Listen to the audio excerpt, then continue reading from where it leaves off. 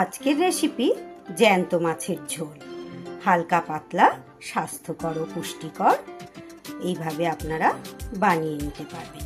নমস্কার বন্ধুরা, রূপা simple and daily লাইফে আপনাদের অনেক অনেক স্বাগত জানিয়ে আজকের একটা রেসিপি নিয়ে চলে এসেছি, জ্যান্ত মাছের হালকা পাতলা ঝোল।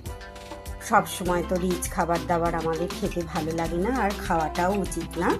মাছের ঝাল, মাছের অনেক রকমের রেসিপি আমরা তো সব সময় করে থাকি, কিন্তু মাঝে মধ্যে এরকম হালকা পাতলা ঝোলটাও আমাদের খুব প্রয়োজন হয়।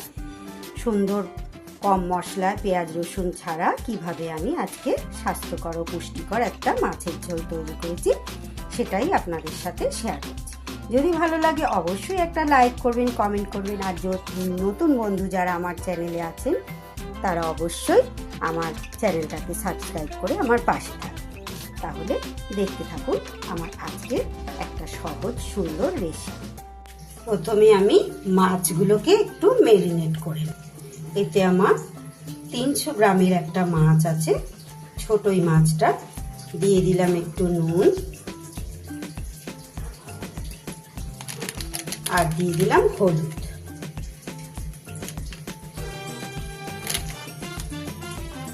আর দিয়ে দেব সামান্য একটু তেল। এই তেলটা মাখিয়ে নিলে তার একটাই কারণ, মাছ ভাজার সময় কিন্তু আমাদের গায়ে তেল ছিটকাবে না। এইভাবে নুন হলুদ আর তেলটা খুব ভালো করে মাছের গায়ে মাখিয়ে নিলাম।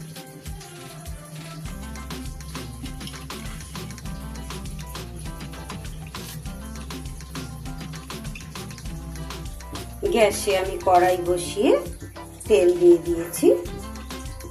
এবার মাছগুলো আমি সুন্দরভাবে ভেজে নেব।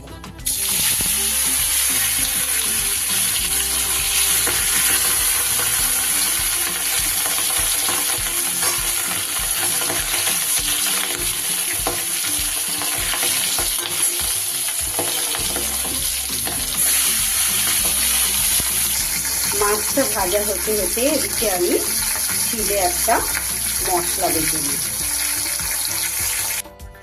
শিলের মধ্যে নিয়ে নিয়েছি আমি একটু আদা আর 4-5টা কাঁচা লঙ্কা। এটা আমি একটা মিহি পেস্ট তৈরি করে নেব। মশলাটা আমার বাটা হয়ে গেছে, চাইলে আপনারা এটা মিক্সিতেও পেস্ট করে নিতে পারেন। শিলে বাটা মশলা কিন্তু তার স্বাদ একটা আলাদা রকমই হয়। আমি কিছু সবজি নিয়ে নিয়েছি একটা আলু, আর এখানে নিয়েছি একটা ঝিঙে, আর একটু পেঁপে নিয়েছি, আর 3-4টে পটলকে কেটে নিয়েছি।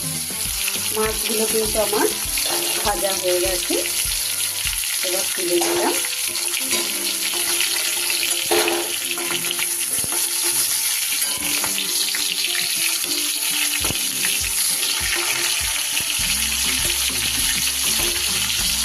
মাছ ভাজার ওই তেলেই প্রথমে আমি ভেজে নেব আলুগুলো।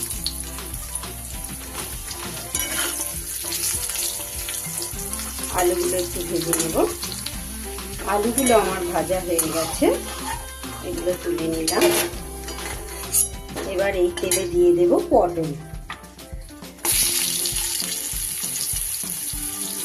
আপনারা তো জানেন পটলটা একটু ভালো করে না ভাজলে আমাদের খেতে ভালো লাগে না। এই ঝোলটা কিন্তু খুবই পুষ্টিকর আর স্বাস্থ্যকর। সবসময় তো আমাদের দুধ খাওয়া দাওয়া করাও যায় না, বা করাটা উচিত না। মাঝে মধ্যে আমাদের একটু এরকম হালকা ঝোল খেতে হয়। তাই আজকে আপনাদের এই হালকা ঝোলটা আপনাদের সামনে পরিবেশন করছি। কেমন লাগলো অবশ্যই জানাবেন কিন্তু।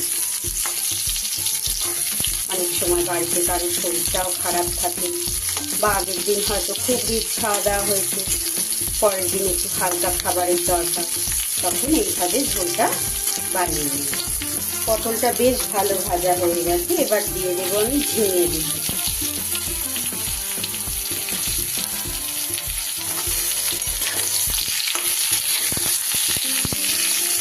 সেই সাথে দিয়ে দিলাম পেঁপে।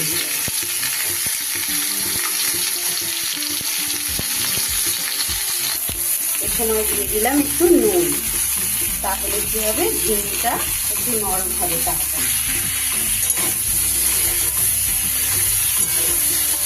আপনাদের বাড়িতে যদি কারোর পেট খারাপ বা বাচ্চাদেরও অনেক সময় পটি হয়, তাহলে এই ঝোলটার সাথে আপনারা একটু কাঁচকলা দিয়ে দিতে পারেন।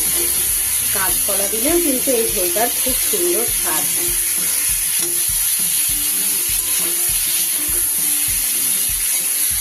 সবজিগুলো আমার ভালো করে ভাজা হয়ে গেছে, এগুলোকে এবার তুলে নিই। সবজিগুলো তুলে নিয়ে আমি আবার একটু কড়াইয়ের মধ্যে দিয়ে দিয়েছি তেল। এবার এই তেলের মধ্যে দিয়ে দেবো একটু 5 ফোড়ন। ফোড়নটার উপরে দিয়ে দিলাম আমি সামান্য একটু হলুদ। এবার দিয়ে দেব আমার বেটে রাখা আদা আর কাঁচা লঙ্কা।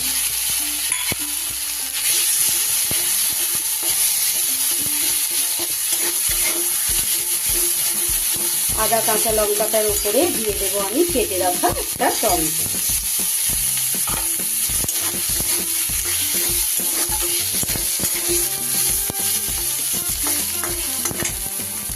এইবার আমি কিছু গুঁড়ো মশলা নিয়ে নিয়েছি। এতে আছে সামান্য হলুদ, ছোট চামচের 1 চামচ গোলমরিচ গুঁড়ো, আর 1 চামচ বড় চামচের 1 চামচ জিরে গুঁড়ো, 1 চামচ ধনে গুঁড়ো। এটাকে আমি একটু জল দিয়ে একটা পেস্ট তৈরি করব।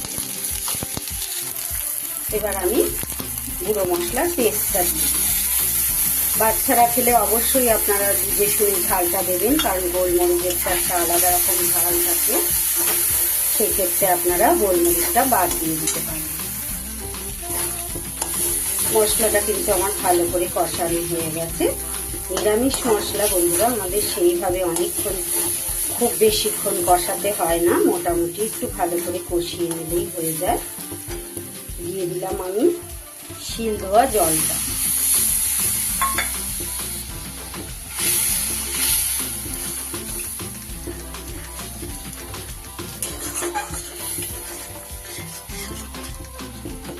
এবার আমি দিয়ে দেবো এর উপরে সমস্ত ভেজে রাখা সবজি।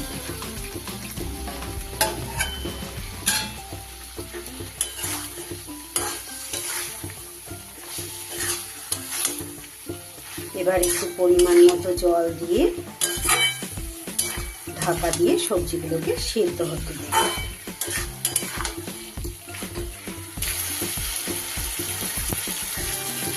দিয়ে দিলাম একটু পরিমাণ মতো জল। যেহেতু ঝোলটা একটু পাতলা পাতলা হবে, তাই একটু বেশি পরিমাণে জল দিলাম। তার মধ্যে মাছ আছে, মাছের তার মধ্যে সবজিগুলো সিদ্ধ হবে।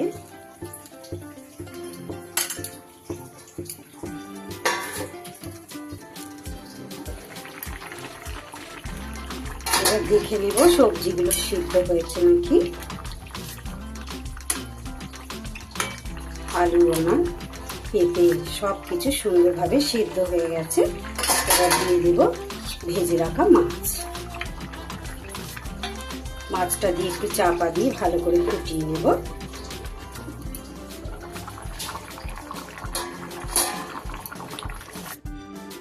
তৈরি হয়ে গেল আমার দারুণ স্বাদের জ্যান্ত মাছের ঝোল। স্বাস্থ্যকর ও পুষ্টিকর, খুবই লোভনীয় হালকা পাতলা ঝোল বানিয়ে নিলাম।